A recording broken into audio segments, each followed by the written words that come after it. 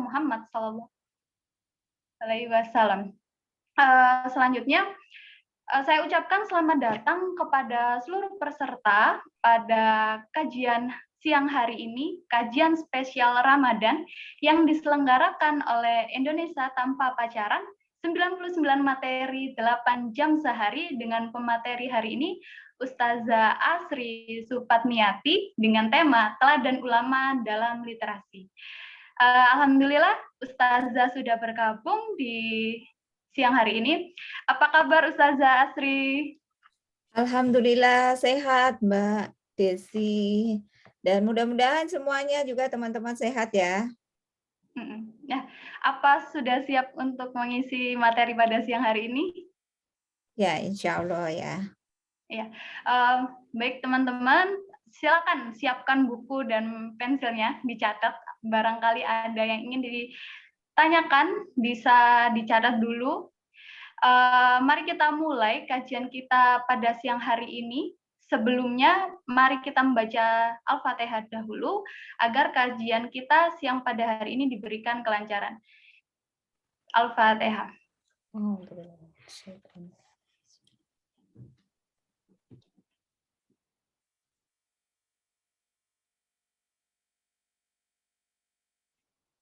Waktu dan tempat saya persilakan Ustazah Asri Supatmiati dengan tema Teladan Ulama dalam Literasi.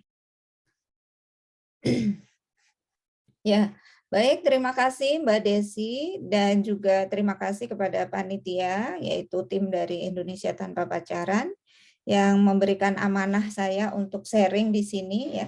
Bismillahirrahmanirrahim. Assalamualaikum warahmatullahi wabarakatuh. Innal hamdalillahi nahmaduhu wa nasta'inuhu wa nastaghfiruhu wa na'udzu billahi min syururi anfusina wa min sayyiati a'malina may yahdihillahu fala mudhillalah wa may yudlil fala hadiyalah. Rabbi shrahli sadri wa yassirli amri wahlul 'uqdatam min lisani yafqahu qawli amma ba'du. Rabbi zidna ilman warzuqna fahman. Allahumma arinal haqqan haqqa wa arinal tibaan batila batila warzuqna ijtinaba. Alhamdulillah, puji syukur senantiasa kita limpahkan kepada Allah Subhanahu wa taala atas nikmat iman, nikmat Islam, nikmat kesehatan dan juga nikmat umur sehingga pada hari ini di hari Ramadan ya, bulan Ramadan hari ke-14 ya, kalau kita mungkin sudah 15 ya, hari ke-15 sudah pertengahan bulan, alhamdulillah ya, kita masih diberikan kesempatan oleh Allah untuk menimba ilmu, sedikit inspirasi yang saya bagikan, mungkin karena saya lebih tahu dulu aja ya dari teman-teman, insya Allah teman-teman insya Allah bisa memberikan tanggapan atau respon kalau ada hal-hal yang mungkin perlu untuk ditanggapi atau direspon ya. Salawat dan salam tak lupa kita limpahkan kepada junjungan kita Nabi besar Muhammad Shallallahu Alaihi Wasallam beserta keluarganya, para sahabatnya, para pengikutnya yang setia hingga akhir zaman. Terima kasih atas kehadiran teman-teman ya. Salam kenal ya, ada Mbak Adela, Mbak Haryanti, Robiatul Adawiyah, Mbak Nabila, ada Mbak Adela, Mbak siapa lagi nih, Eka Putri ya, dan semua teman-teman yang tidak bisa saya sebutkan satu persatu. Mohon izin saya memperkenalkan diri dulu untuk teman-teman yang belum kenal ya.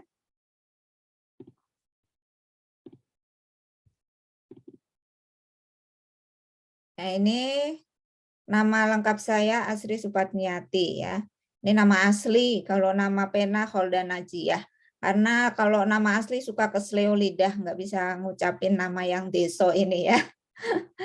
Asri Supatmiati sering salah Asri Supatmawati atau siapa gitu ya. Makanya kadang saya untuk di media terus saya pakai nama Holda Najiyah ya. Jadi saya ini seorang penulis saja ya disebutnya, banyak yang memanggil cikgu gitu kan karena saya mentor di kelas menulis. Jadi saya berangkat dari pengalaman jurnalistik dari majalah Remaja Islam Permata, majalah Sobat Muda, sekarang ada juga majalah The Rise ya. Kemudian majalah Muslimah Female Readers, Cermin Wanita Soleha, Dan rutin menulis sekarang itu yang masih aktif adalah di Media Umat ya, sama majalah The Rise. Jadi di situ saya biasanya megang rubrik muslimah dan keluarga. Makanya mau nggak mau saya memang fokus konsentrasinya ke dunia muslimah ya. Dunia muslimah, dunia keluarga. Akhirnya karena banyak yang ingin bisa menulis dan juga karena saya melihat bahwa di era digital itu sudah harus kita itu wajib mempunyai kemampuan menulis karena semua konten digital itu basisnya adalah tulisan ya. Mau bikin caption di Instagram, mau bikin konten di YouTube, mau bikin infografis apapun di manapun itu pasti butuh tulisan ya. Akhirnya saya membuka kelas Revol Writer ya di Revol Writer Institute, itu kita buka kelas basic dan kelas lanjut. Kelas profesionalnya belum. Dan alumninya udah alhamdulillah lebih dari 1.500 muslimah ya, karena memang kita konsennya di muslimah. Dan kita membentuk komunitas, para alumninya membentuk komunitas Revol Writer dan membuat satu gerakan yang namanya Gerakan Medsos untuk Dakwah atau Gemesda ya. Jadi kegiatan saya sehari-hari adalah yang utama adalah menulis. Kalau sekarang sambil mengajar di kelas menulis, dan juga karena saya banyak menangani rubrik muslimah dan keluarga, akhirnya banyak yang curhat soal dunia keluarga, soal pernikahan ya. Akhirnya saya membuka kelas untuk pranikah maupun pasca nikah di Soleha Institute. Dan alhamdulillah sudah meluluskan banyak juga ya. Kalau untuk istri itu udah hampir 1.500 juga alumninya kelas pasca nikah. Kalau kelas pranikah itu sudah sampai batch ke-7 ya. Dan selain itu di sela-sela waktu saya juga mengumpulkan karya-karya tulis saya yang saya bukukan, dan memang ternyata awal menulis itu saya karena fokus di dunia muslimah ya. Banyak tulisan soal dunia muslimah ya. The Word of Me dari GIP itu debut pertama buku saya yang juga diterbitkan di Malaysia di literasi ke bahasa Melayu ya.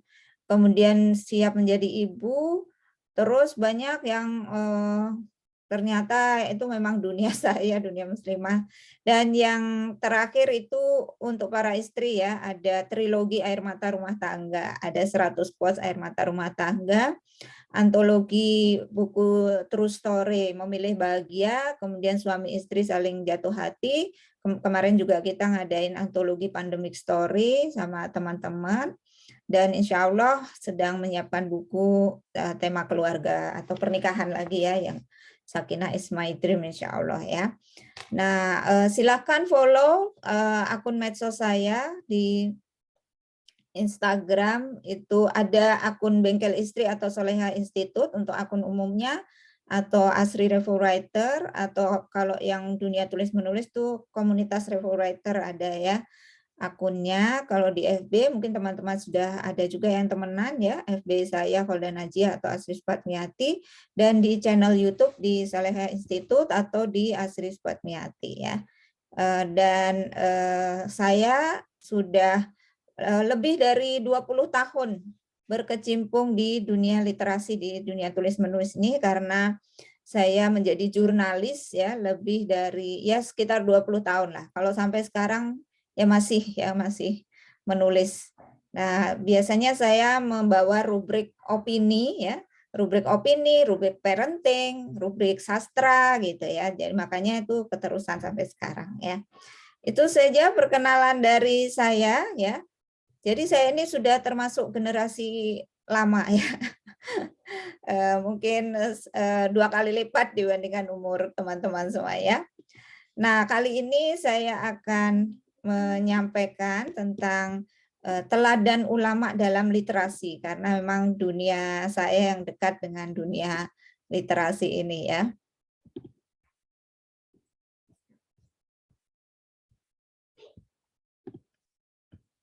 Bentar. Ini ya judulnya ya. Kalau yang ikut Revol Writer, ikut forum lekturasi mungkin sudah pernah mendapatkan materi ini ya, mohon bersabar ya. Jadi kita bicara soal teladan ulama dalam literasi, bagaimana kita bisa meneladani para ulama dalam kegiatan literasi yang dewasa ini sedang dikencarkan di mana-mana ya. Dan memang ini sesuatu yang penting yang saya rasakan karena dengan berliterasi, dengan banyak membaca dan menulis, itu kita mendapatkan banyak sekali inspirasi, banyak sekali wawasan yang kita kita butuhkan dalam kehidupan kita. Percayalah bahwa dengan membaca dan menulis, insya Allah kualitas hidup kita itu akan semakin meningkat. Kematangan berpikir kita terasah, kemudian kebijaksanaan kita dalam menyikapi suatu persoalan juga akan lebih terasah, itu ya. Nah, kita bisa teladani pertama-tama dari karakter ulama ya. Kalau ulama itu kan yang jago bahasa Arab tahu ya, arti dari ulama itu artinya orang yang berilmu. Maka karakter ulama zaman dahulu kala itu mereka itu adalah orang-orang yang rakus akan ilmu ya. Sehingga tidak ada hari tanpa belajar, tidak ada hari tanpa membaca, tidak ada hari tanpa literasi. Padahal kita tahu ulama-ulama yang hidup di masa lalu, mereka itu memiliki keterbatasan sarana dan prasarana. Tidak seperti sekarang, era digital, ilmu itu mendatangi kita di dalam genggaman, kita sudah bisa mengakses segala hal yang kita butuhkan hanya dengan mesin pencari, hanya dengan membuka media sosial, hanya dengan membuka konten-konten, ya itu kita sudah dapatkan apa yang kita inginkan. Bahkan membaca pun sekarang udah bisa di aplikasi-aplikasi dengan gratis gitu ya. Hanya saja memang apa yang kita baca. Nah, ini perlu kita untuk introspeksi itu, untuk merefleksikan diri ya. Nah, sebelumnya mungkin ya kita teladani dari ungkapan Imam Ibnul Qayyim rahimahullah yang beliau mengatakan bahwa kerinduan para penuntut ilmu terhadap ilmu itu lebih besar daripada kerinduan seseorang terhadap kekasihnya. Kebanyakan mereka itu tidak terpesona dengan keelokan fisik manusia. Jadi karakter ulama dahulu itu mereka itu mati-matian mencintai ilmu ya dengan kecintaan yang jauh lebih menggetarkan, lebih bucin gitu ya kalau bahasa anak sekarang. Lebih bucin ke ilmu daripada bucin ke kekasihnya sendiri gitu ya. Mereka tidak mudah terbius oleh penampilan fisik manusia. Beda dengan mungkin kebanyakan netizen sekarang, kita lihat tampilan di Instagram ya, konten di YouTube ya, orang-orangnya itu serba elok rupawan gitu kan, yang cantik-cantik, yang tampan-tampan, itu membius kita menyaksikan itu kita rasanya senang gitu ya, bahagia gitu ya, walaupun cuma melihat dari dunia maya, dari layar kaca gitu ya. Tapi kalau ulama terdahulu itu tidak begitu, mereka itu jauh lebih bucin sama ilmu ya, makanya mereka rakus akan ilmu. Salah satu yang diaplikasikan oleh mereka itu adalah dengan kebiasaan membawa dan menyimpan buku, kemudian juga membacanya ya. Nah, ini saya kutipkan dari buku Gila Baca ala Ulama ya, barangkali teman-teman ada yang sudah baca. Itu banyak sekali kisah ulama yang hidup di era ratusan tahun Hijriyah gitu ya. Itu Abu Dawud yang kita tahu, Abu Dawud itu banyak meriwayatkan hadis gitu ya. Abu Dawud itu beliau menyimpan buku di lengan bajunya. Jadi kalau memakai baju atau memilih baju itu sengaja bajunya itu yang lengannya lebar untuk menyimpan buku, untuk membawa buku ya. Kemudian kisah Ahmad bin Yahya, beliau itu meninggal gara-gara berjalan sambil membaca. Jadi ini kisahnya agak ngenes tapi ya begitulah ya. Dedikasi para ulama terhadap ilmu itu sampai-sampai beliau itu nggak mau kehilangan waktu sedikit pun untuk menyerap ilmu. Jadi ceritanya Ahmad bin Yahya ini berjalan di pinggir jalan sambil membaca buku, nggak taunya ada kuda lewat ya, dan kuda itu entah kenapa dia itu nyenggol lah gitu ya, nyenggol Ahmad bin Yahya ini sampai terjerembab ke dalam jurang ya, sampai terjerembab ke dalam jurang, dan setelah ditolong tapi nyawanya tidak selamat gitu ya. Jadi beliau meninggal gara-gara berjalan sambil membaca buku. Ya itu memang udah qada Allah ya, tapi itu menggambarkan bahwa di jalan pun itu sampai-sampai nggak mau kehilangan waktu, akhirnya sambil membaca ya. Terus banyak juga ulama-ulama yang rela menjual rumahnya hanya untuk menukarnya dengan buku, itu luar biasa ya. Kalau kita pasti lebih mengutamakan yang penting punya rumah gitu kan ya. Tapi ini menjual rumah untuk membeli buku. Jadi tidak ada kata mahal bagi mereka untuk membeli buku itu ya. Kemudian Zubair bin Abu Bakar ya, dia mengisahkan ya, istri pamanku itu mengeluh ya, si Zubair bin Abu Bakar tuh bilang, istri pamanku tuh mengeluh, buku-buku ini lebih berat bagiku daripada 3 wanita yang dia jadikan madu bagiku gitu ya. Jadi istri si pamannya Zubair ini lebih cemburu kepada buku-buku suaminya daripada pada wanita ya, karena dia tahu suaminya itu nggak akan tertarik sama wanita walaupun 3 orang wanita cantik gitu kan. Tapi si istri ini lebih cemburu kepada buku-bukunya si suaminya ya. Kenapa? Karena suaminya itu saking mendedikasikan waktunya untuk membaca dan menyerap ilmu dari buku-buku itu ya, sehingga nggak mikirin istrinya lah gitu ya. Istrinya merasa sedikit diabaikan ya, atau cemburu ya, pokoknya istrinya tuh lebih cemburu sama buku dibandingkan dengan para wanita gitu ya. Kalau kita sekarang mah pelakornya wanita dan pria ya. Jadi yang sudah menikah punya suami itu bahayanya datang dari wanita lain atau bahkan laki-laki lain yang LGBT gitu ya.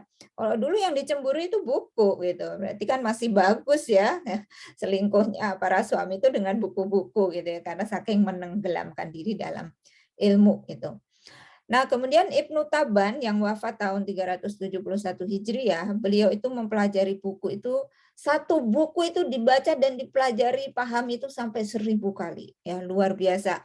Ya memang ulama terdahulu beliau ketika mendedikasikan waktunya itu nggak main-main. Kita mungkin nggak kebayang 1000 kali itu butuh waktu berapa tahun ya, kalau sehari mendalami satu buku itu setahun aja cuma 363 hari, berarti 1000 kali itu berarti butuh waktu berapa lama. Tapi memang begitulah, ulama-ulama terdahulu kelihatannya melakukan sesuatu yang nggak masuk akal kalau kita lakukan sekarang, karena boleh jadi beliau-beliau ini karena mendedikasikan waktunya untuk ilmu, mendapatkan karomah dari Allah sehingga bisa menuntaskan ya, memahami satu buku dalam 1000 kali itu bukan suatu hal yang mustahil gitu kan. Kalau kita mungkin dikasih info kayak gitu mungkin nggak percaya, ah masa sih itu ngarang misalnya gitu ya. Tapi itu bukan suatu yang mustahil kalau Allah menghendaki gitu ya.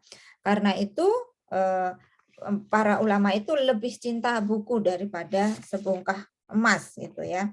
Sampai seperti itu ya. Mereka itu enggak silau dengan yang namanya perhiasan ya. Kalau punya perhiasan ya mendingan dibeliin buku gitu ya.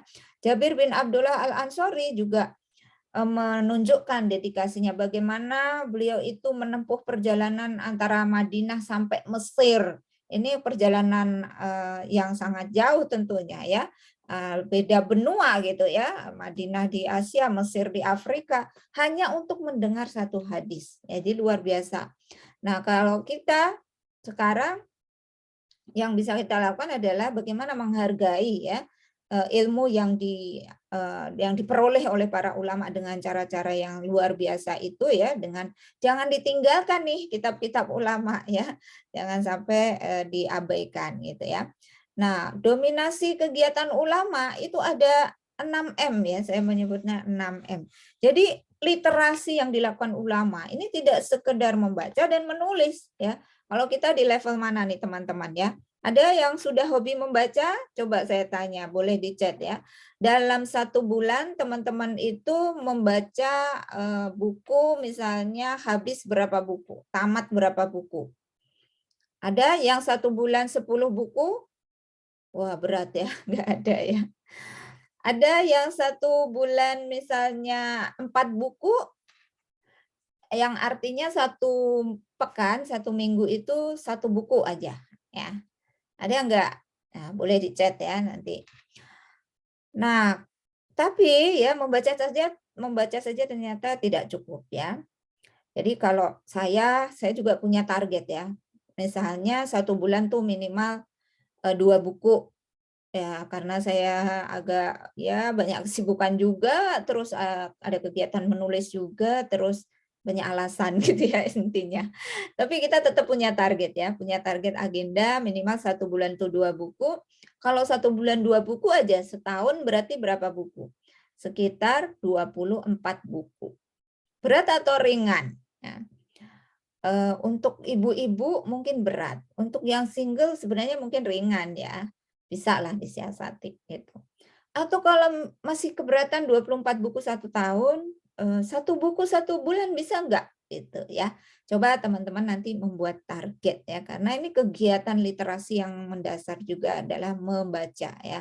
Kemudian selain membaca juga menghafal. Nah ini ya, nah saya membuat konten ini ya, sharing ini juga bagian dari salah satu untuk menghafal ya, menghafal isi buku yang saya baca dari kitab Gila Baca Ala Ulama gitu ya, saya sarikan misalnya apa sih kegiatan ulama.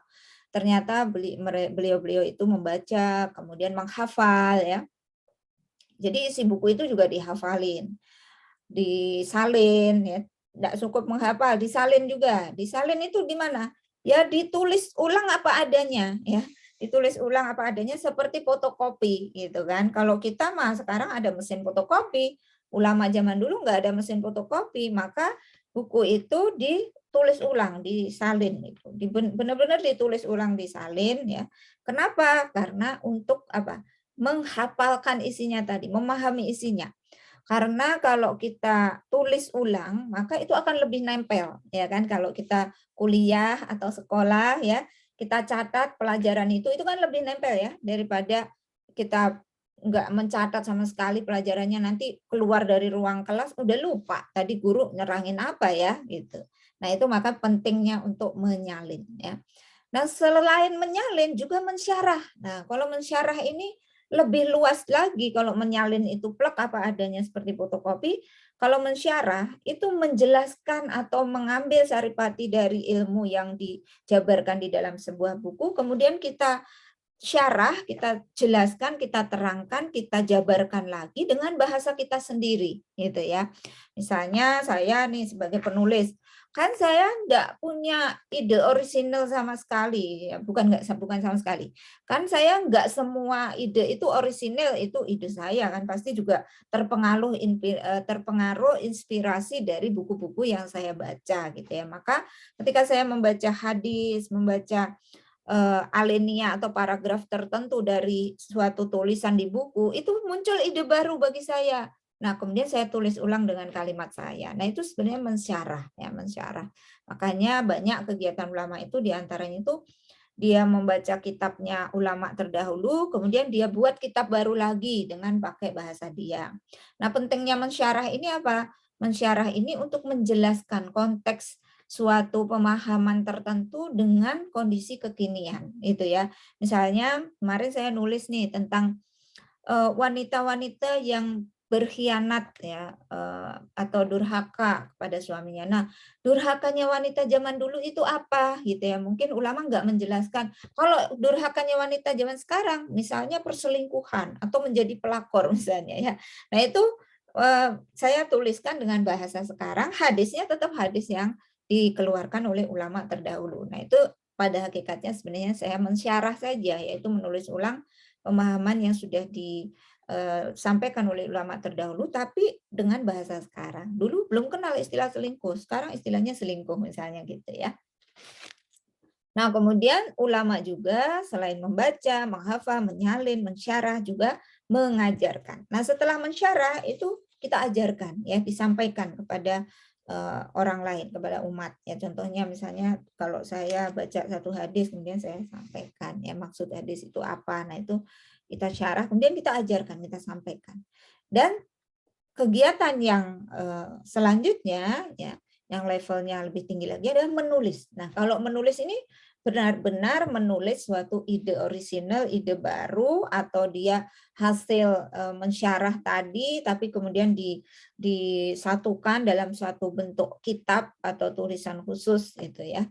Nah, ini sebenarnya kegiatan literasi ulama dulu itu bergelut dalam 6 hal ini: membaca, menghafal, menyalin, mensyarah, dan mengajarkan serta menulis ya, menulis. Makanya banyak yang kemudian menghasilkan kitab-kitab ya. Nah, teladan mereka dalam membaca misalnya ya, ulama itu ada yang mereka itu nggak pernah tidur tanpa ada buku di tangan. Jadi buku itu sebagai pengantar tidurnya. Nah, kalau teman-teman sekarang pengantar tidurnya apa?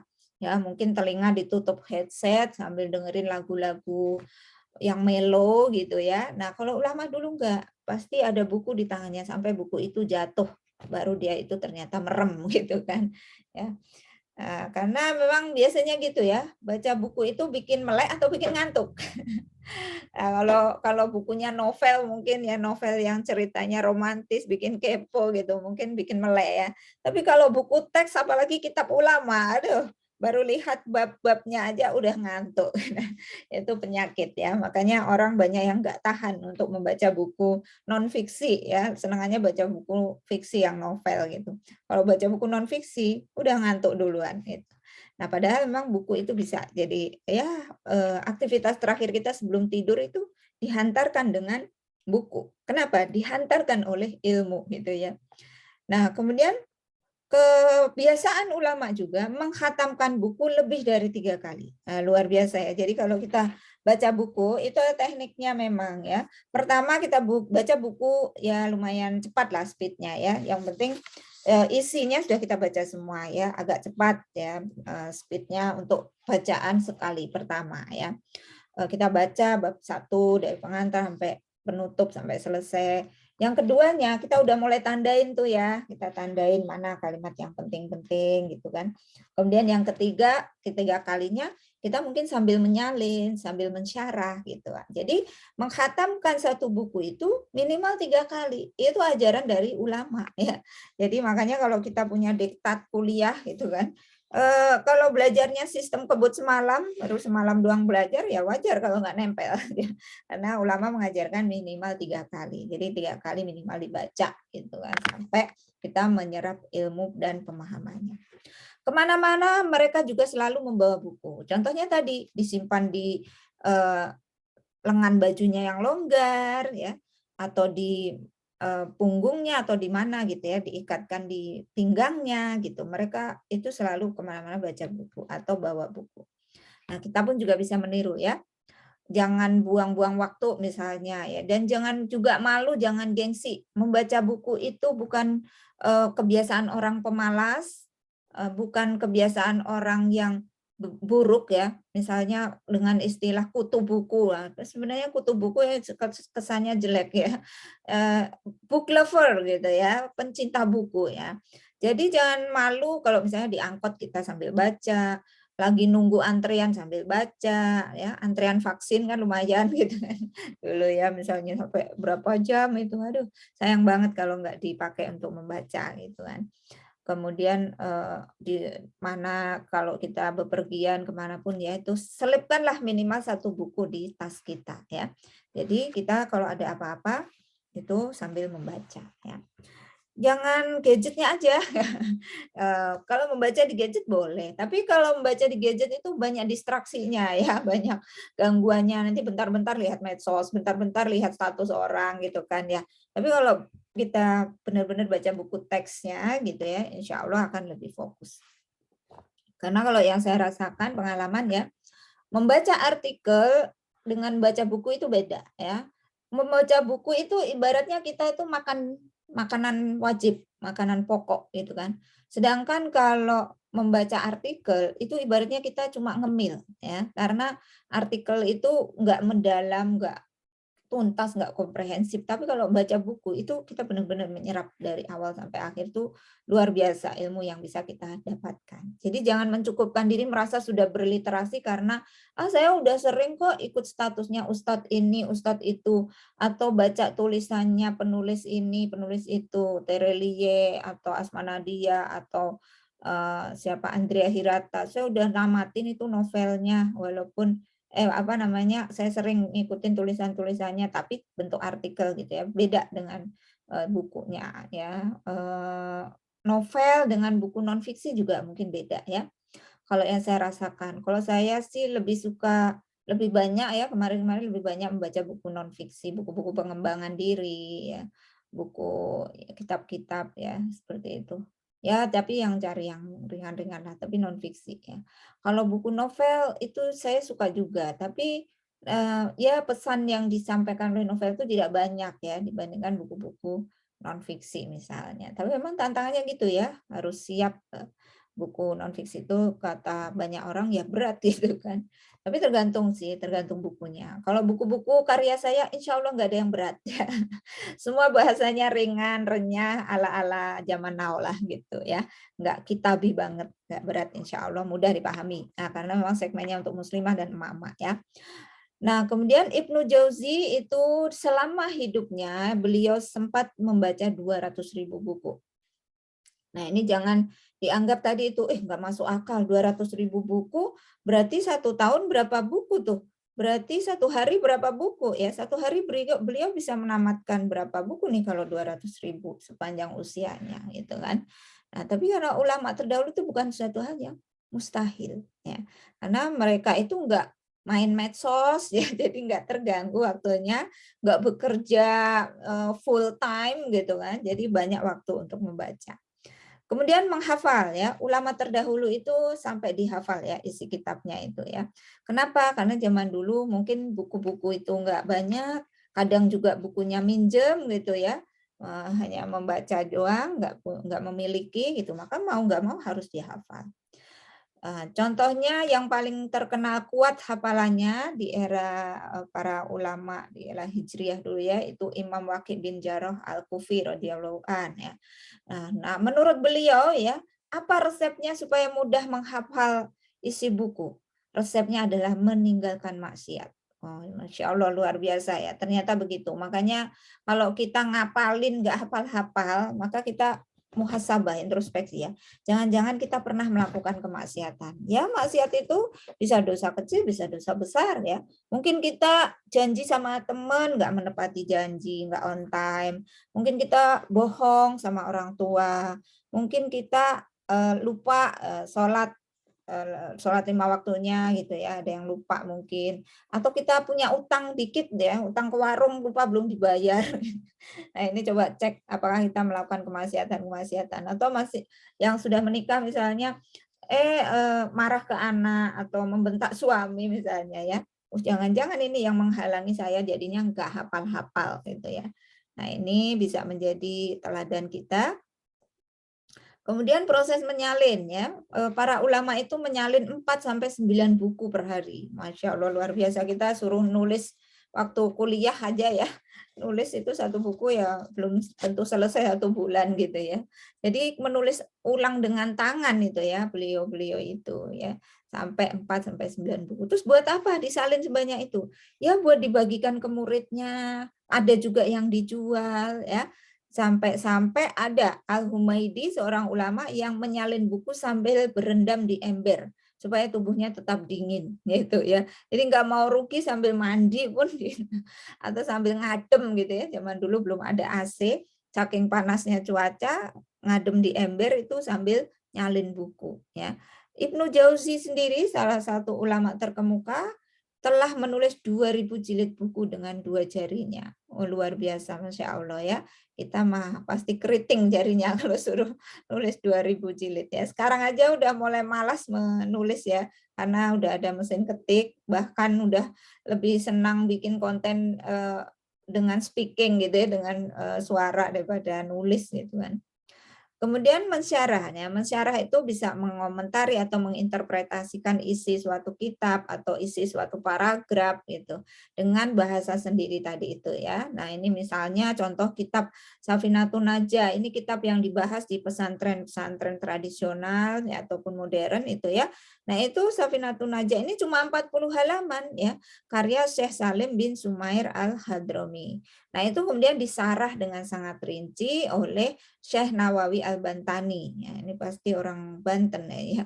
Sampai disyarah, dijelaskan, dijabarkan lebih lanjut supaya umat atau supaya pembaca itu lebih mudah memahami kitab ini menjadi 120 halaman. Jadi 3 kali lipat ya.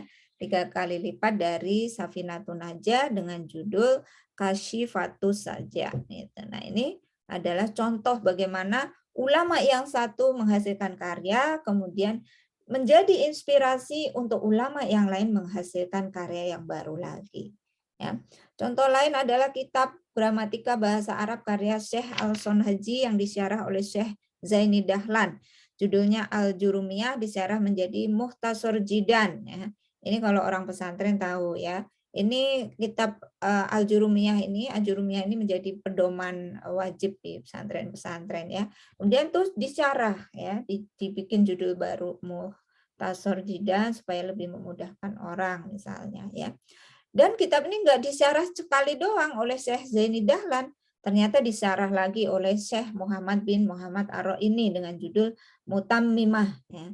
Disyarah lagi oleh Syekh Muhammad bin Ahmad bin Abdul Bari Al-Ahdal dengan judul Al-Kawatib Al-Durriyah gitu ya. Kitab Al-Jurumiyah ini juga disebutkan satu persatu fungsi kalimatnya di i'rab oleh Syekh Hasan Al-Kafrawi ya. Jadi satu kitab itu bisa disyarah oleh banyak kitab atau disyarah oleh banyak ulama untuk menghasilkan kitab-kitab baru. Jadi luar biasa ya, itu amal jariah banget buat si penulis aslinya gitu ya, yang kemudian disyarah oleh ulama-ulama yang lain yang dengan jumlah yang lebih banyak itu. Nah, teknik mensyarah sendiri bisa dengan meringkas, jadi bisa membuat buku lebih ringkas, bisa dengan meluaskan atau menajamkan ya, supaya lebih tajam lagi. Nah, tujuan mensyarah itu adalah antara lain ya menghubungkan sanad keilmuan dengan ulama terdahulu. Jadi ulama-ulama yang mensyarah kitab-kitab terdahulu ini supaya sanad keilmuannya itu tetap terjaga ya. Jadi dia mengatakan ini saya menulis kitab ini saya syarah dari kitab sebelumnya yaitu kitab ulama Syekh siapa gitu ya misalnya. Nah, supaya kitab saya ini yang misalnya saya tulis itu sanad keilmuannya merujuk ke ulama itu. Jadi ada referensi sumbernya gitu kan ya. Kalau kita menulis buku tuh harus jelas referensinya. Kemudian membuat kontekstualisasi isi kitab dengan persoalan kekinian. Ya, contohnya tadi ya pembahasan soal pengkhianatan istri. Kok bahasa dulu khianat istri, bahasa sekarang selingkuh atau pelakor misalnya gitu ya. Nah, ini supaya lebih aktual ya. Kemudian keinginan para ulama untuk bertabaruk mengambil berkah dengan memudahkan orang lain mempelajarinya. Nah, kadang-kadang ulama itu mensyarah buku atau kitab ulama lain dalam rangka untuk mendapatkan berkah dari ulama itu, gurunya itu. Walaupun dia ketika mensyarah itu enggak menyebutkan namanya gitu ya. Karena biasanya kalau disyarah itu tetap nama asli penulis kitabnya itu yang ikut dicantumkan ya. Kalau dia meringkas saja, kalau menjabarkan, meluaskan, menajamkan mungkin nama dia juga ikut serta gitu ya. Nah, tapi nggak masalah karena tujuannya itu ngalap berkah kalau bahasa Jawanya itu ya. Ngalap berkah itu artinya mencari keberkahan dari ulama itu. Nah, kemudian aktivitas yang kelima yaitu mengajarkan, yaitu bagaimana para ulama itu menuntut ilmu itu tujuannya bukan untuk diri sendiri ya. Ilmu itu diamanahkan Allah kepada kita dengan tujuan untuk diajarkan. Ya, untuk menjelaskan, untuk menajamkan pemahaman, maka harus mengajarkan ilmu yang kita peroleh. Jadi kalau kita dapat inspirasi dari buku yang kita baca, dapat ilmu dari kajian yang kita ikuti, maka tidak berhenti sampai di kita. Ya, ibaratnya kita sedang mengisi teko kita. Ya, teko kita isi terus sampai penuh. Nah, kalau sudah penuh atau mungkin tidak menunggu penuh, kita perlu tuangkan itu isi teko ke cangkir-cangkir supaya isi teko itu bisa dinikmati melalui cangkir-cangkir dengan lebih mudah. Siapa yang menikmati? Para pembaca, umat, orang-orang yang membutuhkan ilmu itu gitu ya. Nah, kalau kita mengisi terus ya, teko kita isi terus, kita membaca buku banyak-banyak, tapi nggak pernah kita tuang, nggak pernah kita ajarkan, nggak pernah kita sampaikan.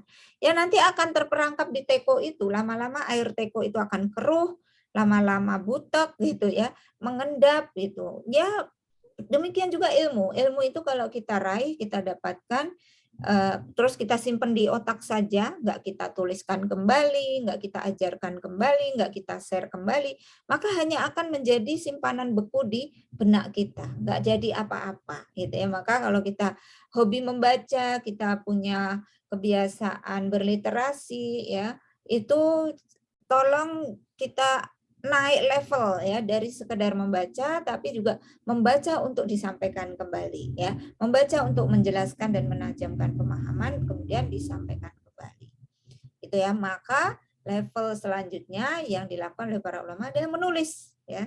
Menulis itu level yang tertinggi dari literasi gitu ya. Jadi menulis melahirkan buku baru, buku orisinal ya. Nah, setiap ulama itu meninggalkan buku di usia hidupnya ya, sepanjang hidupnya. Bahkan ada ulama-ulama yang memilih membujang. Dia nggak punya anak cucu keturunan ya. Anak cucu keturunannya adalah buku. Buku itu ibarat anak bagi mereka. Kenapa? Kalau orang tua yang punya anak, anak yang soleh, maka amal amal jariah dari orang tua ini diperoleh dari amal soleh si anak ya. Maka amal jariah ulama diperoleh dari anaknya, yaitu buku. Dari buku-buku yang dia terbitkan, kitab-kitab yang menjadi referensi ketika dia sudah meninggal, kitab itu masih terus diterbitkan dan jadi referensi sampai saat ini, maka itu menjadi amal jariahnya. Makanya ulama dulu nggak meninggal ketika meninggal itu pasti melahirkan atau meninggalkan kitab atau buku ya. Hanya walau alam apakah buku-buku itu masih terpelihara sampai sekarang di perpustakaan-perpustakaan yang tersebar di negeri-negeri Islam atau tidak ya. Karena ulama itu nulis bukunya nggak tanggung-tanggung ya. Ibnu Jarir At-Tobari menulis 350.000 lembar. Bayangkan itu berarti berapa jilid buku gitu ya. Abul Wafa Ibnu Aqil Al-Hanbali menulis kitab Funun 800 jilid. Entah ini 800 jilid ini masih ada atau tidak, masih dipelajari atau tidak. Luar biasa karya ulama terdahulu itu ya. Jadi memang mereka juga melahirkan buku di mana menyadari betul apa itu keutamaan buku ya. Karena Imam Abu Muhammad Ibnu Hazm yang wafat tahun 456 Hijriah mengatakan pilar penopang ilmu adalah buku. Jadi kita bisa bayangkan kalau di zaman sekarang nggak ada buku, apa yang terjadi dengan dunia ini ya? Pasti dunia ini gelap karena buku itu adalah tempat ulama menyimpan ilmu. Kalau ulamanya sudah meninggal dunia, maka ilmunya masih tersimpan ada di buku. Makanya kalau ada yang mengatakan kita kalau belajar itu harus langsung ke ulamanya. Kalau baca buku doang itu namanya bukan belajar, nanti tersesat. Nah, saya kurang setuju dengan pendapat itu ya. Buku itu tempat ulama menyimpan ilmu. Kalau ulamanya sudah meninggal ya kita belajarnya dari buku, kecuali ulama masih hidup gitu ya. Maka nggak masalah kita belajar dari buku ya.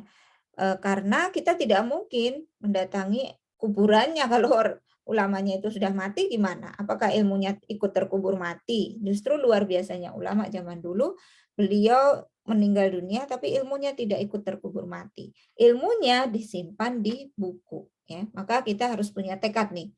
Sekali dalam seumur hidup coba kita harus menulis satu buku minimal gitu ya. Supaya apa? Supaya kalau kita sudah meninggal gagasan kita, pemikiran kita, pengalaman hidup kita yang berharga, hikmah yang kita raih dalam menghadapi ujian kehidupan itu tersimpan di buku itu ya. Jadi bisa dimanfaatkan, diambil ibrohnya oleh anak cucu atau oleh pembaca-pembaca yang lain. Insya Allah apapun yang kelihatannya sepele bagi kita, kelihatannya remeh-temeh bagi kita ya, pengalaman hidup atau pengalaman apapun, ternyata kalau kita tuliskan itu menjadi sebuah inspirasi yang luar biasa bagi orang lain gitu ya. Contohnya saya tuh buka kelas pasca nikah, kelas bengkel istri itu hanya berangkat dari satu kutipan, ya, satu quote atau satu kutipan tentang air mata rumah tangga. Saya pakai brandnya itu ya, pakai tagar air mata rumah tangga. Tuh saya bikin satu kutipan, ya misalnya kutipannya itu berbunyi misalnya begini. Kalau ada masalah dalam rumah tangga, maka masalah itu yang dipecahkan, jangan rumah tangganya yang dirobohkan. Ya, cuma satu kalimat itu aja, itu mudah bisa menyadarkan banyak orang. Oh iya ya, kok saya pengennya buru-buru pengen cerai aja ya, padahal mungkin masalah saya nggak seberapa gitu ya. Nah itu hanya satu kalimat, satu kata mutiara atau satu quote saja. Itu bagi kita mungkin kayak nggak berarti, sesuatu yang biasa, remeh-temeh, tapi bagi orang lain itu menjadi pencerahan gitu. Nah, makanya kita harus menghargai ya amanah yang diberikan Allah kepada kita berupa ilmu, pengalaman hidup, itu adalah eh, pengalaman yang harus kita ambil hikmahnya, yang boleh jadi Allah itu memperjalankan kita dengan segala pahit manis kehidupan, segala asam garam pengalaman hidup itu tidak untuk berhenti di kita, tapi untuk kita bagikan kepada orang lain. Salah satu bentuk untuk menyimpan pengalaman dan hikmah itu adalah dengan dituliskan dalam sebuah buku ya. Makanya kalau tokoh-tokoh besar, ulama-ulama, beliau punya buku biografi misalnya, atau buku memoir tentang perjalanan hidupnya yang bisa diambil hikmahnya gitu ya. Luar biasa para ulama gitu ya. Nah, karena apa? Tanpa buku ilmu akan hilang. Kalau orang sudah meninggal, dia nggak nulis buku, ya sudah ilmunya juga hilang. Kalau tidak ada buku lagi, tidak diterbitkan karena sudah nggak ada yang baca, buku itu hilang. Ya, maka ilmu itu juga hilang. Misalnya kitab Funun tadi ya, kitab Funun yang 800 jilid itu. Kalau sampai zaman ini nggak ada lagi yang baca, nggak ada lagi yang beli, nggak ada yang nyari, maka lama-lama itu kitab itu akan hilang, nggak diterbitkan lagi. Yang ngapain penerbitin buku yang nggak dibaca orang atau nggak dicari orang? Ketika buku itu sudah nggak diterbitkan lagi, maka hilanglah ilmu itu. Ya. Nah, tanpa buku, klaim orang alim dan orang jahil akan dipandang sama. Nah, kan buku itu sebagai bukti wujud. Nih penulisnya Syekh siapa tadi Al-Bantani misalnya ya. Syekh Nawawi Al-Bantani. Nah, jadi kalau kita merujuk pendapat sesuatu diambil dari buku itu ya, kita bukanlah orang yang jahil, orang yang bodoh, orang yang tidak memiliki referensi gitu ya. Oh, saya ngambilnya dari kitab ini kok, karya Syekh Nawawi Al-Bantani kok gitu ya. Nah, orang alim, orang yang berilmu ketika menulis itu dia tidak ragu untuk mencantumkan namanya dalam rangka apa? Untuk mengklaim ini loh pandangan saya ya. Kalau nggak ada namanya, mungkin bisa jadi itu orang bodoh yang menuliskannya ya, atau nggak ada sumber referensinya gitu ya. Nah, kalau nggak ada ditulis dalam buku, nanti ilmunya orang pintar dengan orang bodoh nanti dipandang sama, diklaim sama gitu ya maknanya. Artinya kalau kita nggak memakai rujukan gitu ya, rujukan yang ditulis di dalam sebuah kitab atau buku, nanti orang bodoh pun bisa seenaknya mengeluarkan pendapat gitu ya. Tapi kalau di buku itu sudah ada ya ulama yang mensyarah, ulama yang menjelaskan, atau buku yang mengungkap tentang data-data itu gitu ya, maka orang bodoh ketika ngomong sesuatu itu bisa dibantah ya. Misalnya contoh nih, contoh kalau ada orang yang mengatakan gini, orang Muslim itu boleh kok mengucapkan selamat Natal kepada orang non-Muslim. Misalnya ada orang yang mengklaim begitu ya. Terus hadisnya apa? Dalilnya apa? Kalau nggak ada bisa menunjukkan rujukannya, maka dia adalah orang jahil, orang bodoh karena tidak bisa menunjukkan rujukannya. Sedangkan kalau orang berilmu, orang alim, dia bisa tunjukkan rujukannya. Ini pendapat ulama ini yang tertuang di dalam kitab ini, kan gitu ya. Contohnya. Nah, sehingga yang dituntut oleh kita saat ini adalah bagaimana manajemen waktu kita, dan dengan meneladani ulama tadi ya luar biasa. Beliau itu tidak pernah nganggur dari aktivitas literasi, kemanapun selalu mengakses ilmu ya. Ada satu kisah ya, Abu Barokat ini ketika dia ke toilet pun dia itu minta tolong kepada ponakannya untuk membacakan kitab, ya, membacakan buku ya. Kitab itu kan dalam bahasa Arab artinya buku ya. Jadi ketika dia ke toilet, buang air, dia nggak mau kehilangan waktu. Ponakannya suruh bacain buku supaya dia tetap terhubung dengan ilmu. Saking luar biasanya begitu ya. Mereka adalah orang yang sedikit tidur. Jadi memang kita, apalagi ibu-ibu ya, aduh rempong ngurus anak, ngurus rumah tangga, boro-boro sempat baca buku ya. Maka emang harus mau nggak mau mengurangi jam tidur. Gitu. Tapi kalau kita mendapatkan kenikmatan dari buku itu nggak susah ya untuk mengurangi jam tidur ya. Kemudian menyendiri agar produktif. Ya, ini ada ya cicitnya Umar bin Abdul Aziz itu kalau mau baca buku pergi ke kuburan. Ya. Pergi ke kuburan karena di kuburan itu dia nggak terganggu ya, sepi suasananya sehingga lebih merasa produktif kalau di tempat sepi seperti itu ya. Ada juga yang rela membujang demi mendedikasikan ilmu, mendedikasikan umurnya untuk ilmu ya. Misalnya Imam besar Imam Nawawi yang hadisnya itu disyarah sampai sekarang jadi rujukan sampai sekarang. Beliau itu nggak sempat nikah ya, sampai meninggal dunia itu udah nggak sempat nikah karena saking sibuknya untuk menghasilkan kitab, sibuknya untuk menuntut ilmu. Bahkan ada ulama yang mengatakan bagi para penuntut ilmu, kalau kebutuhan untuk menikah itu belum mendesak banget, tunda sampai umur 40. Jangan nikah dulu kalau belum hatam belajar ilmunya. Sampai begitu ya. Jadi kalau ada yang ini Indonesia tanpa pacaran ya, yang apa namanya, udah nggak usah pacaran langsung nikah ya. Ini kan bukan berarti kita memprovokasi orang untuk segera nikah, nikah usia dini gitu ya, tapi kita edukasi. Dan kalau ada orang yang belum berjodoh sampai 40 tahun, sabar, tenang. Mungkin Allah itu memperjalankan kita supaya kita puas dulu mencari ilmu. Karena percayalah kalau sudah nikah, boro-boro baca buku, kagak sempet, boro-boro ikut kajian kitab dan seterusnya gitu ya. Mungkin akan banyak sekali banyak sekali alasan. Makanya ulama-ulama dulu sampai begitu ya. Pokoknya kalau belum mendesak banget kebutuhan untuk nikah ya, artinya udah nggak sanggup dapat, maka bagi para pencari ilmu itu lebih baik untuk menunda nikah, tapi khatamkan dulu mencari ilmunya. Pokoknya harus puas dulu merantau mencari ilmu gitu ya. Sampai mungkin kalau yang kuliah S1, S2, S3, profesor mungkin gitu ya. Nah, tapi ini bukan berarti nggak boleh nikah, bukan ya. Tapi kalau ada ulama-ulama itu yang saking cintanya kepada ilmu sampai nggak sempat nikah ya, walaupun membujang ini juga bukan gaya hidup yang diperintahkan oleh Nabi ya. Ada ulama yang mengharamkan, ada juga yang makruh ya. Tapi kalau kalau niat tabatul gitu, oh saya pokoknya nggak mau nikah pokoknya sampai kapanpun nggak mau, nah itu nggak boleh ya.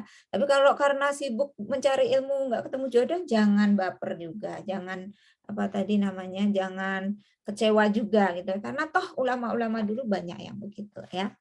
Nah, maka dalam konteks kekinian, membaca itu bisa juga dengan mendengar, menonton. Sekarang ada ya tayangan podcast, tayangan YouTube gitu ya. Yang penting kita pilih kontennya yang memang bermanfaat. Dan bisa juga dengan saat ini kita melestarikan perpustakaan digital. Kalau buku-buku cetak itu udah sulit atau sulit diakses, mahal dan sebagainya ya. Bisa dengan konten digital.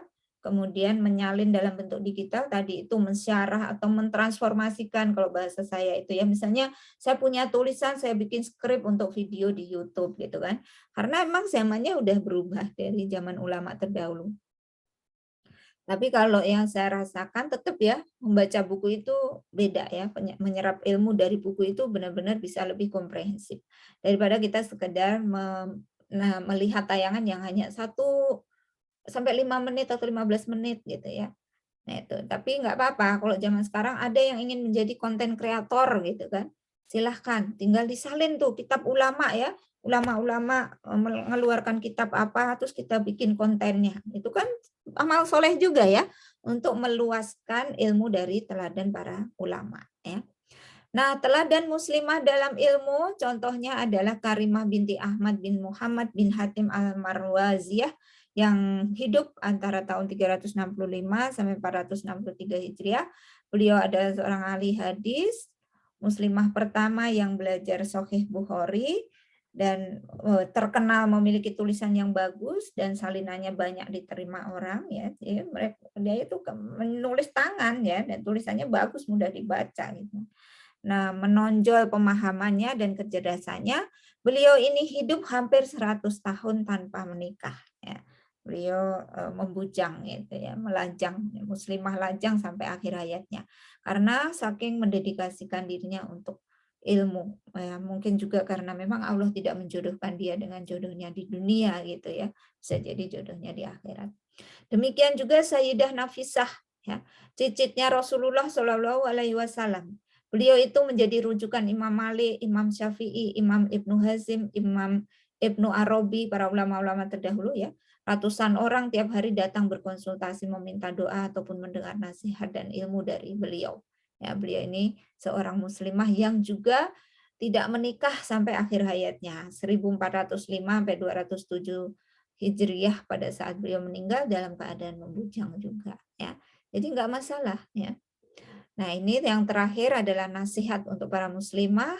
Ustadz Ahmad Amin dalam makalahnya Auqatul Farok, yaitu waktu-waktu luang, mengatakan di rumah-rumah terdapat kaum wanita yang jumlahnya separuh dari umat ini.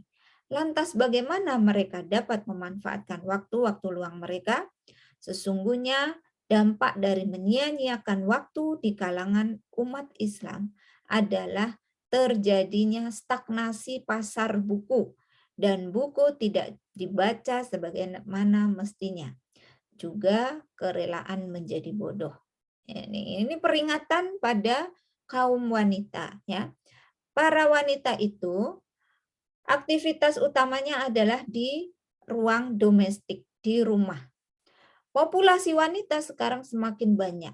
Mungkin setengah dari populasi dunia ini adalah para wanita. Jumlah mereka banyak, setengah dari populasi, mereka itu banyak tinggal di rumah. Tapi ngapain? Waktu-waktu luang mereka itu mereka gunakan untuk apa? Pasti dong tidak 24 jam terus ngurusin dapur, sumur, kasur gitu kan ya.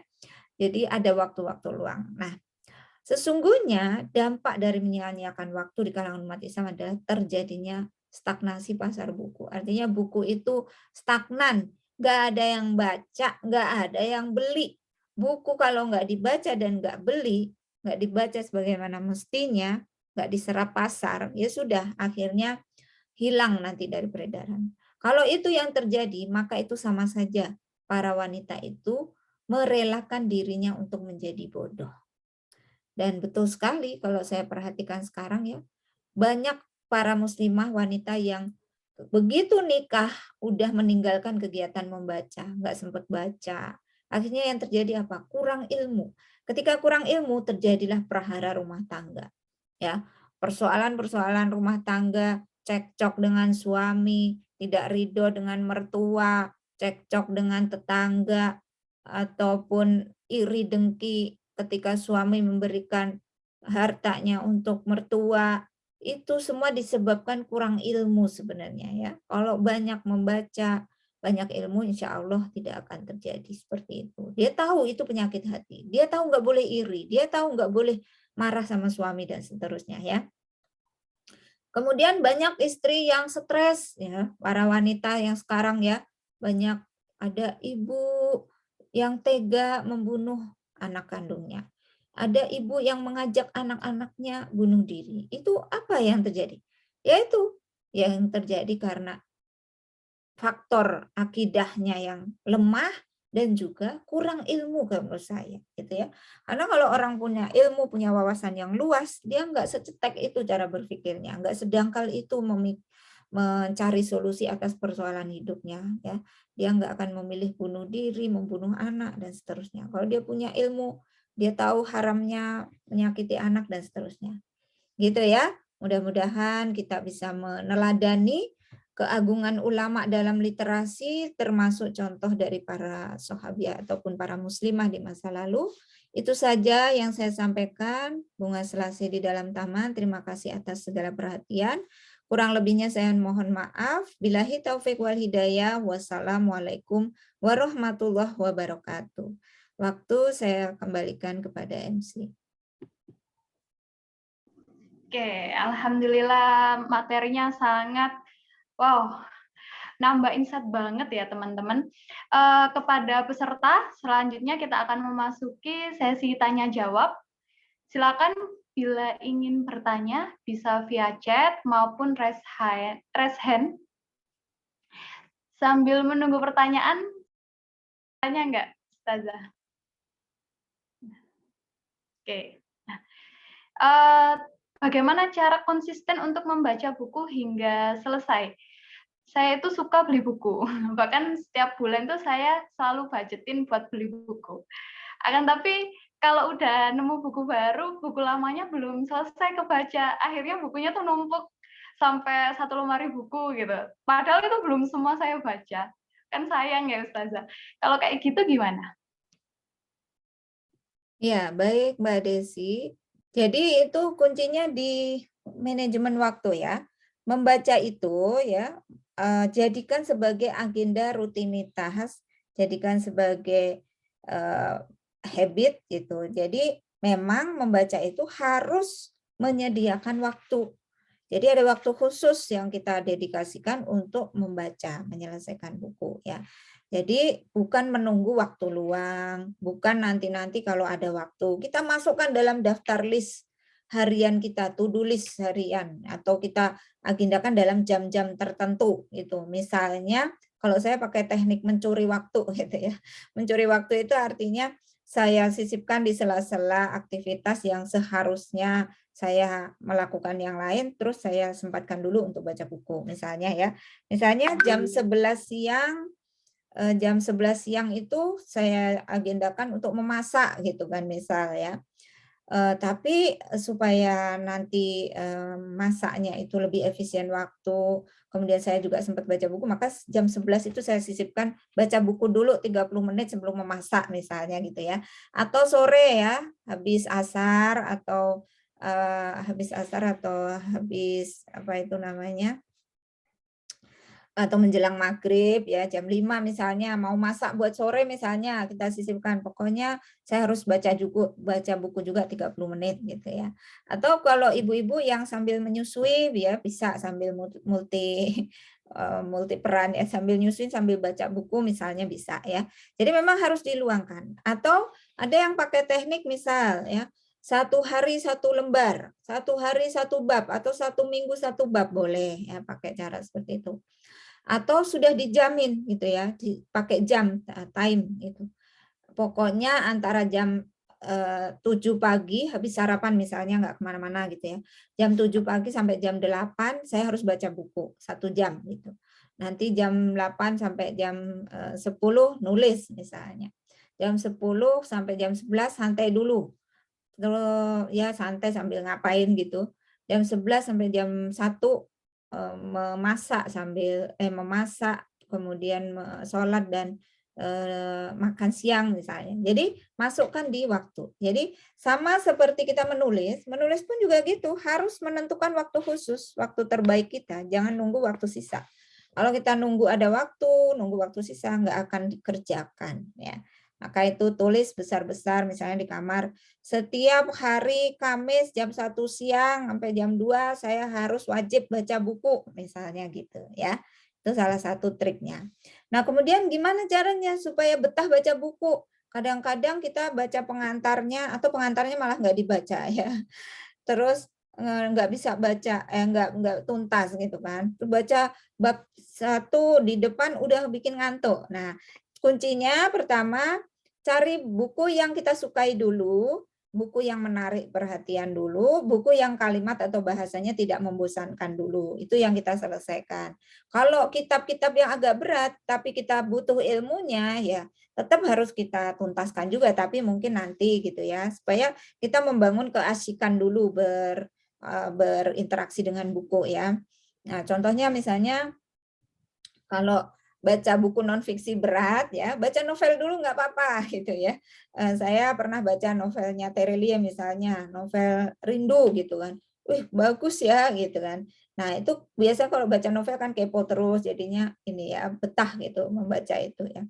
Nah, kalau sudah menemukan ritmenya, sudah betah, senang baca buku, naikkan level ya, baca buku yang lebih berbobot misalnya buku non fiksi, nanti naik lagi ke kitab gitu. Kalau kitabnya itu agak berat ya, kitab-kitab ulama maksudnya ya, terjemahan-terjemahan misalnya kita baca gitu. Biasanya memang bahasanya tuh kurang renyah gitu kan ya. Nah, itu bisa kita paksakan karena faktor kebutuhan. Ya, jadi kita tanamkan dulu strong why-nya gitu ya. Alasan kuat kenapa kita harus membaca ya. Misalnya kalau saya harus membaca karena saya harus sharing. Nah, itu udah kuat itu. Saya harus menulis, cari-cari tema untuk referensi. Nah, itu juga menjadi alasan dan motivasi kuat kita untuk membaca. Kalau cuma sekedar hiburan gitu ya, nanti kalau kita lagi suntuk aja paling bacanya gitu ya, butuh hiburan. Itu ya, jadi ditanamkan dulu, pertama tanamkan strong why-nya atau alasan kuat kenapa kita butuh untuk membaca. Kemudian yang kedua, sediakan waktu khusus ya. Yang ketiga, cari buku yang memang menyenangkan dulu ya, yang membuat kita asik untuk membaca gitu ya. Gitu, Mbak. Nah, oke. Ada yang ingin bertanya lagi, Ustazah? Ya, saya Monggo. ingin bertanya, Ustazah. Bismillahirrahmanirrahim. Assalamualaikum warahmatullahi wabarakatuh. Waalaikumsalam warahmatullahi. Ya, maaf sebelumnya Ustazah, ini dimatikan kameranya karena sambil bikin takjil anak-anak. Saya Sriati dari Bau-Bau. Sebenarnya saya ingin sekali punya waktu banyak untuk membaca. Bahkan sudah pernah ya membuat jadwal gitu. Jadwalnya jam sekian, tapi ternyata kadangkala ketika kita sudah membuat jadwal, ada saja sesuatu yang mendadak datang gitu. Kadang anak rewel, atau terjadi hal-hal misalkan antara anak yang satu dan yang lainnya lagi bertengkar atau apa ya, karena kan saya ini ibu rumah tangga yang lagi dalam fase repot gitu, punya anak 5 yang masih kecil-kecil, jadi untuk menyelesaikan waktu itu kayak masih berantakan. Terus belum lagi kita mengurus ya, misalkan kayak kita harus mengajar anak-anak, atau kita mengikuti perhalakoan ataupun mengisi halakoh. Jadi waktu itu kayak terasa kurang dalam 24 jam. Bahkan ketika saya untuk sekedar membalas WA dari teman-teman itu pada saat menyusui anak itu baru bisa pegang HP. Gitu saja. Saya minta sarannya bagaimana supaya apakah saya yang terlalu lalai dengan waktu atau bagaimana, Ustazah? Iya. Ya itu terkait dengan manajemen waktu dan energi sebenarnya ya. Karena kalau ibu rumah tangga, apalagi fase repot, punya anak-anak kecil, itu memang energinya sudah terkuras untuk mendampingi anak-anak ya, dan itu memang dimaklumi. Nah, dari sisi waktu memang bisa lebih fleksibel ya.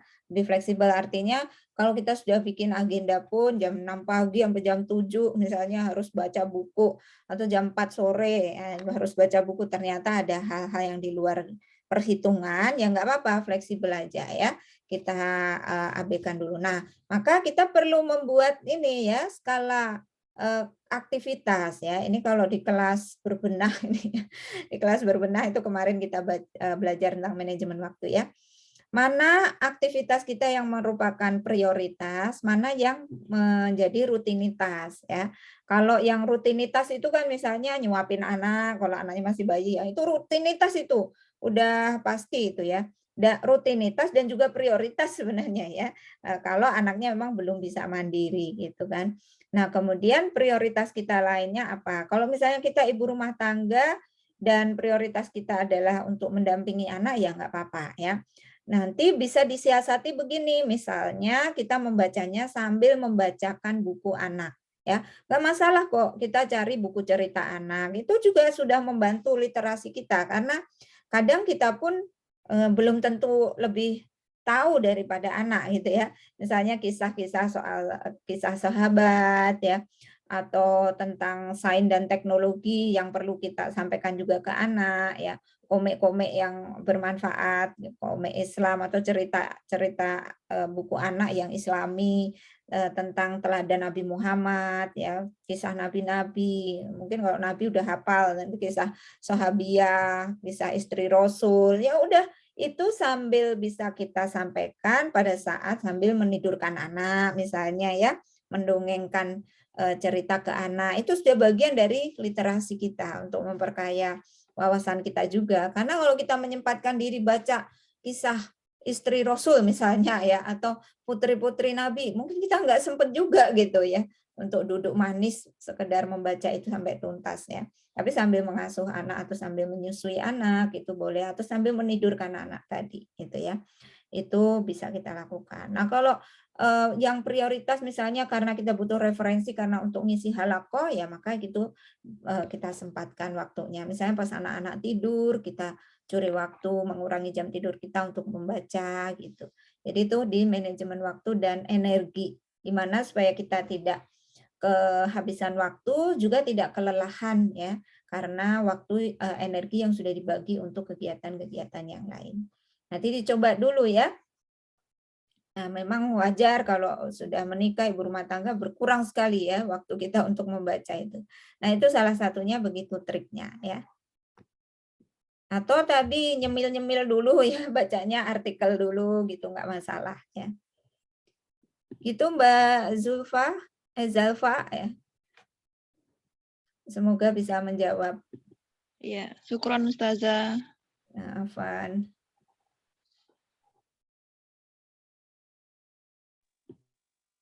Nah, ada lagi Ustazah, ini pertanyaan yang masuk via chat.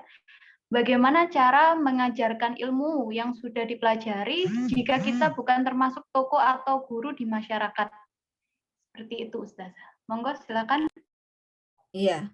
Jadi mengajarkan atau sharing itu sekarang sarananya sudah sangat mudah ya. Kalau saya ya sharingnya lewat tulisan ya, makanya kalau kita bukan tokoh masyarakat ya kita berproses untuk menokohkan diri kita sendiri sebenarnya ya. Jadi kenapa seseorang itu disebut tokoh, kenapa seseorang itu disebut orang yang bisa berbagi, pembicara dan sebagainya. Karena mereka juga dulunya bukan siapa-siapa, berproses ya. Tapi karena orang melihat, dia sering bagiin ini tulisan, dia sering ngomong misalnya ya, dia sering menyampaikan pendapat walaupun di media sosial. Lama-lama itu akan membentuk kepercayaan orang, membuat nama dia ya, bukan nama terkenal tapi membuat orang itu percaya dia ada sesuatu yang bisa dimintai sharing, dimintai ilmunya gitu ya. Jadi memang kita itu harus melatih diri untuk berani tampil, untuk berani berbagi ya, membagikan ilmu, membagikan pengalaman, membagikan hikmah yang kita rasakan, yang kita dapatkan. Ya mungkin hal-hal kecil tapi kalau kita rutin melakukannya itu orang lama-lama akan mengenal kita gitu ya. Ya sama seperti saya, ini siapa sih? Saya juga bukan siapa-siapa gitu kan. Kebetulan dulu itu ya cuma wartawan, jurnalis biasa, tapi karena dikenal dengan tulisan-tulisan akhirnya diundang untuk berbicara. Tadinya saya juga orang yang nggak percaya diri, orang yang introvert saya ini ya, orang yang ngomong di depan umum aja grogi gitu kan, nggak bisa. Tapi kekuatan kita itu adalah di gagasan, di konten. Jadi kenapa kita takut untuk menyampaikan? Oke lah, belepotan sedikit cara ngomongnya atau nulisnya mungkin secara ejaan belum benar ya, dikit-dikit nanti sambil berproses, sambil dibetulkan, sambil dipelajari gitu.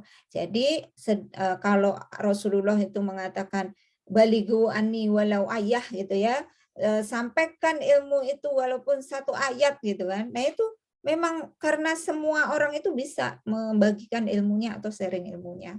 Entah dengan keluarga kita terdekat ya, kalau sama keluarga malah segen dengan teman-teman, yang dengan teman-teman dunia nyata segen, malu, nggak pede ya. Masa tiba-tiba saya ceramahin mereka misalnya ya.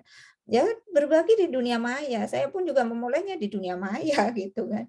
Saya bukan siapa-siapa, tapi dulu posting di Facebook gitu kan. Ada suatu kali tulisan saya yang banyak dibagikan orang, lama-lama orang nge-follow gitu kan.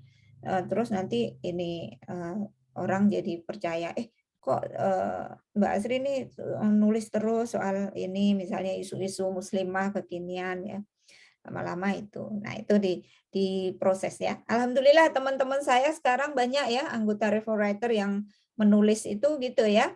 Dari bukan siapa-siapa sekarang sudah banyak yang nulis buku ya, melahirkan buku, ada juga yang sudah ngajar di ekskul ini bahasa Indonesia, ekskul menulis di sekolah ya, disuruh ngajar gitu. Nah, atau juga dia membentuk komunitas baru ya, bikin komunitas kepenulisan yang baru lagi atau bikin website sendiri gitu ya. Karena mau nggak mau siapa yang akan membuat diri kita ini bermanfaat kalau bukan diri kita sendiri gitu kan. Katanya kan manusia yang terbaik adalah yang bermanfaat bagi orang lain. Nah, jangan nunggu orang memanfaatkan kita gitu kan. Nunggu ini, tapi ya kita sendiri yang harus memproses diri kita supaya menjadi orang yang bermanfaat. Salah satunya adalah dengan membagikan ilmu itu tadi. Sedikit yang kita dapat, kita tuliskan, kita bagikan. Di media sosial dulu nggak apa-apa, di status nggak apa-apa ya. Kalau kita ngomong nanti mungkin orang belum percaya, emang siapa lu gitu ya. Tapi lama-lama itu akan membentuk suatu kepercayaan. Kalau nggak ada orang yang mendengarkan kita, nggak ada orang yang ini ya nggak masalah ya. Yang penting kita sudah melakukannya gitu ya, sebagai bagian dari ikhtiar kita. Insya Allah gitu ya. Dicoba ya. Nanti saya tunggu tag saya kalau lagi nulis atau berbagi ya di media sosialnya boleh ya. Kalau nggak berani di depan layar ya di belakang layar itu kan. Di belakang layar itu. Nah, saya maunya bikin ini skrip aja tapi orang lain yang ngomong misalnya ya nggak masalah ya seperti itu. Ya, benar banget ya Ustazah. Saya tuh pernah dengar kalau konten yang ada di sosial media hari ini tuh dipenuhi dengan konten-konten yang nirfaidah gitu. Karena banyak orang yang nggak berkompeten di dalamnya atau orang-orang yang mereka itu bukan menyebarkan ide-ide yang positif atau ide-ide Islam diberi ruang. Sementara kita yang mungkin kita punya keinginan untuk berbagi hal yang bermanfaat, tapi ragu karena kita bukan siapa-siapa nih. Jadinya kan takut ya untuk menyampaikan opini kita. Padahal kita tuh butuh banget opini-opini positif agar sosial media kita itu nggak dipenuhi dengan opini-opini negatif. Seperti itu. Nah, ini ada pertanyaan terakhir nih Ustazah. Tips memilih buku untuk pemula yang ingin menekuni kebiasaan membaca. Monggo silakan. Ya. Kalau saya sih sesuai kebutuhan aja ya.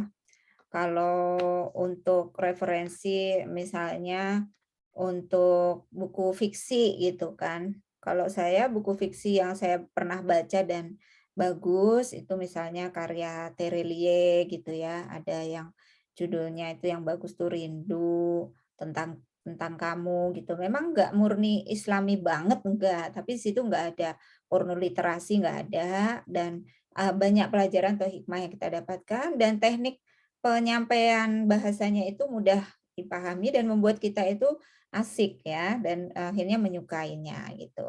Itu kalau novel ya, novel-novel tentang kehidupan itu biasanya yang bisa ini ya. Atau kalian baca buku-buku bestseller ya, buku bestseller di Gramedia misalnya. Rata-rata kalau buku bestseller itu sudah pasti dari sisi, bukan pasti sih, rata-rata kebanyakan kontennya itu insya Allah sesuatu yang bagus, yang baru gitu. Memang membaca buku itu enggak semuanya harus sama sesuai dengan pemahaman kita ya, tapi ada yang baik kita ambil, yang enggak kita buang gitu. Nah, biasanya referensinya itu adalah buku-buku yang bestseller. Kenapa? Kalau bestseller berarti banyak orang yang baca, banyak orang yang menganggap bagus ya. Walaupun standar bagusnya sesuai hukum syara atau enggak, itu kan kita harus tetap seleksi. Tapi pasti ada sesuatu yang baru, inspirasi yang bisa kita dapatkan gitu. Nah, kemudian bisa juga kita cari referensi di mesin pencari misalnya di Google atau di komunitas baca gitu ya. Kira-kira buku-buku yang diresensi ya, yang diresensi, direview oleh pembaca itu mana yang bagus, kemudian skor reviewnya itu berapa. Kalau kita di Indonesia mungkin memang belum profesional banget ya untuk menilai sebuah buku, paling masih subjektif dari kita yang belum ada standarisasi khusus ya. Tapi kalau di luar negeri itu sudah ada misalnya Goodreads gitu yang mereview buku dari bintang 1 sampai bintang 5 gitu. Nah, mungkin kita perlu juga ya kalau meresensi buku kita membiasakan. Saya biasanya kalau meresensi buku sambil saya kasih skor ya. Dulu saya skornya itu 1 sampai 100, tapi pas saya baca oh biasanya cuma 1 sampai 5 gitu kan.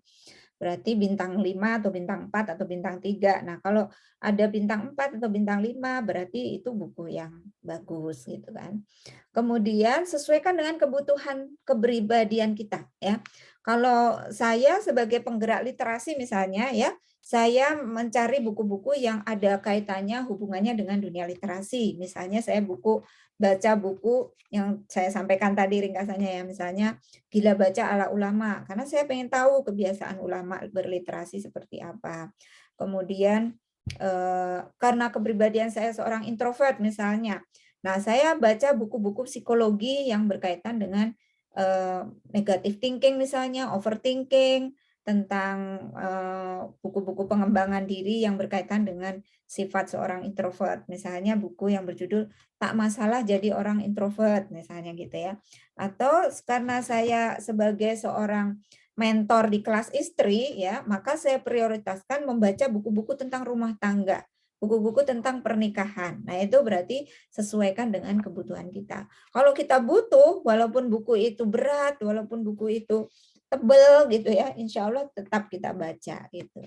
Jadi ada skala prioritasnya, karena kita nggak mungkin mampu mengakses jutaan buku semuanya kita baca, itu nggak mungkin ya. Jadi disesuaikan dengan kebutuhan kita saja ya.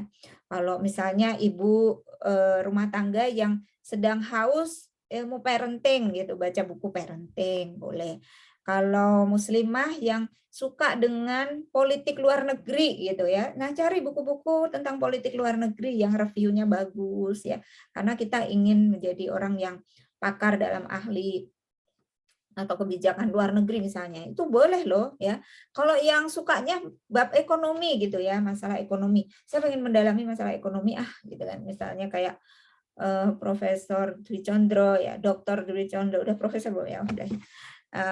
Ustadz Dwi Condro gitu ya, dia fokus ke ekonomi misalnya. Kalau Ustadz Profesor Fahmi Amhar ke sains dan teknologi, tekuni itu ya. Beliau mungkin nggak akan sanggup sambil menekuni masalah rumah tangga gitu kan. Rumah tangga Ustadz Iwan Januar misalnya kalau yang saya kenal gitu kan. Nah, tidak semua jenis buku itu mungkin prioritas kita, tapi sesuaikan dengan kebutuhan kita. Kita mau fokus di apa misalnya, gitu ya. Itu salah satunya supaya kita asik membaca buku dan menemukan dunia yang menemukan ilmu yang banyak, pemahaman yang banyak dari buku yang memang sesuai related lah gitu dengan kebutuhan kita dan dengan kepribadian kita. Itu ya jawabannya. Masya Allah, benar-benar nambah insight baru dan mungkin bisa memotivasi kita biar kita juga semangat untuk membaca sehingga kita bisa menyampaikan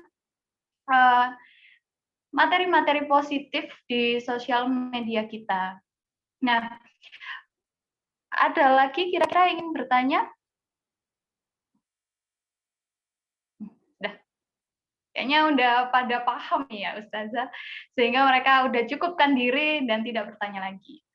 Alhamdulillah, kita sudah berada di penghujung acara. Terima kasih kepada Cikgu Asri yang telah menyampaikan materi dan juga teman-teman yang sudah bertanya. Sebelum saya mengakhiri kajian pada siang hari ini, ada sedikit informasi dari panitia. Izin share screen ya Ustazah. Bentar. Oke.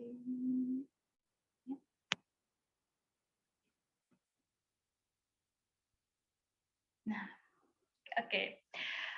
Kepada teman-teman semua yang ingin berkurban pada tahun ini, telah dibuka kesempatan untuk berkurban bagi teman-teman yang ingin berkurban dengan harga per orangnya Rp1.580.000 yang dikelola oleh Yayasan Indonesia Tanpa Pacaran. Niatkan sekarang, insya Allah diberikan kemudahan. Bagi yang berminat bisa langsung menghubungi WhatsApp di nomor 085 241 597297 atau bisa di screenshot ya teman-teman. Langsung aja dihubungi. Oke. Nah, baik. Karena sudah berada di penghujung acara, mari kiranya kita tutup kajian pada siang hari ini dengan istighfar 3 kali dan doa akhir majelis dipersilakan.